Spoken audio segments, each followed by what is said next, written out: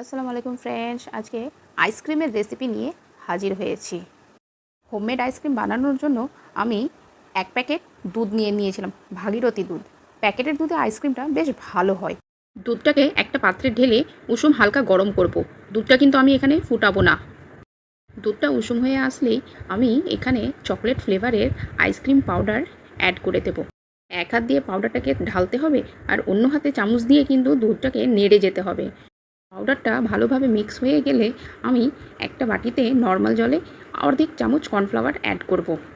এরপর দুধের মধ্যে স্বাদ অনুযায়ী চিনি দিয়ে দেবো। আপনারা যেরকম মিষ্টি খান সেরকম চিনি অ্যাড করতে পারেন। তারপর ভালোভাবে মিক্স হয়ে গেলে কর্নফ্লাওয়ার গোলা জলটা অ্যাড করে দেবো আর হালকা হালকাভাবে নাড়বো আর অল্প অল্প করে অ্যাড করব। দেখবেন দুধটা হালকা ঘন হয়ে আসবে। দুধটাকে কিন্তু ভালোভাবে ঠান্ডা করতে হবে, গরম ঢালা যাবে না কিন্তু। ঠান্ডা হয়ে আসলেই একটা পাত্রে ঢেলে নেব।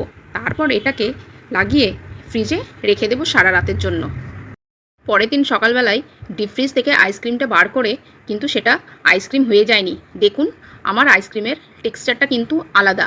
এবার এটাকে বরফ সমেত ভেঙে ভেঙে একটা বড় ব্লেন্ডারে দিয়ে দেবো। পুরো একদম ব্লেন্ড করব। এটাকে ব্লেন্ড করার পর দেখা যাবে যে আইসক্রিমটা একদম ক্রিমি ক্রিমি টেক্সচার চলে এসেছে, যেরকম কেনা আইসক্রিমের থাকে পুরোপুরি একদম ওরকম টেক্সচার আসবে। দেখুন আপনারা আমার আইসক্রিমটাও ওরকমই হয়েছে। আপনারাও বাড়িতে ট্রাই করতে পারেন। এবার এটাকে ওই আইসক্রিমের পাত্রে ভালোভাবে ঢেলে দেব। এই যে দেখুন। তারপর ভালোভাবে এটাকে ট্যাপ করে এটাকে আবারও ঢাকনা লাগিয়ে দেব। তারপর এটাকে আবারও ডিপ ফ্রিজে রেখে দেব। আবার তার পরের দিনকেই আমার আইসক্রিমটা রেডি হয়ে যাবে। আমার কিন্তু আইসক্রিমটা বানাতে 2 দিন লেগেছে। আপনি যদি এক রাতের পরেই আইসক্রিম খান তাহলে সেটা আইসক্রিম নয়, সেটা কিন্তু বরফ হয়ে যাচ্ছে। এই যে দেখুন আইসক্রিমটা আমার একদম পুরোপুরি কেনা আইসক্রিমের মতো হয়েছে। আইসক্রিম বানানোটা আপনাদের কেমন লাগলো কমেন্ট করে অবশ্যই জানাবেন। ওকে, বাই।